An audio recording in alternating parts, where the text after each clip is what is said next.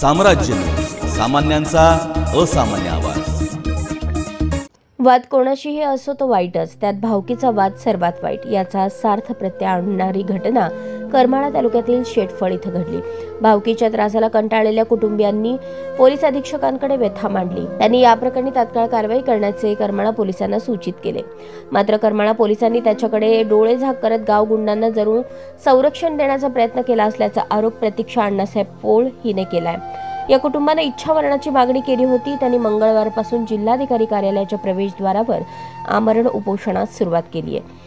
करमाळा तालुक्यातील शेटफळ शिवारातील गट क्रमांक 53 मध्ये मशागत करण्यासाठी साहेबराव राजाराम पोळ आणि इतर 7-8 जणांनी विरोध करत मशागत करण्यासाठी नेलेला ट्रॅक्टर परत पाठवला।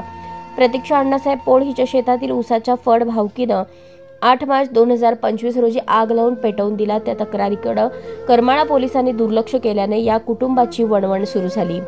आपल्या तक्रारीची करमाळा पोलीस दखल घेत नसल्याने प्रतीक्षाची नणंद भाग्यश्री तानाजी पोळ हिने पोलीस अधीक्षक अतुल कुलकर्णी यांच्या लोकशाही दिनात 11 एप्रिल रोजी तिची व्यथा मांडली।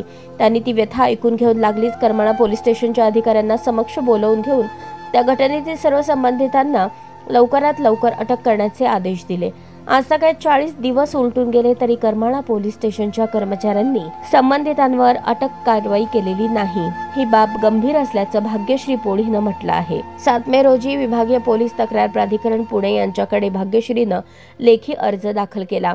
2 जून रोजी करमाळा पोलीस ठाण्यात भाग्यश्रीला आंदोलनाच्या संदर्भात चौकशी करण्याकामी बोलवण्यात आले। मात्र 2 ते 3 तास तात्काळ थांबवून चौकशी न करताच तिला पाठवून दिल्याचा तिचा आरोप आहे।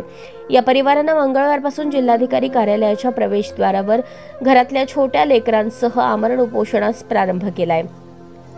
गुन्हेगार प्रवृत्तीच्या साहेबराव राजाराम पोळ, लहू पोळ, सोमनाथ मारुती पोळ, अजित पोळ, शशिकांत अजिनाथ पोळ, लालसाहेब पोळ, प्रकाश पोळ, तुकाराम पोळ यांची कसून चौकशी करून त्यांना तात्काळ अटक करण्याची मागणी या उपोषणकर्त्यांनी केली आहे।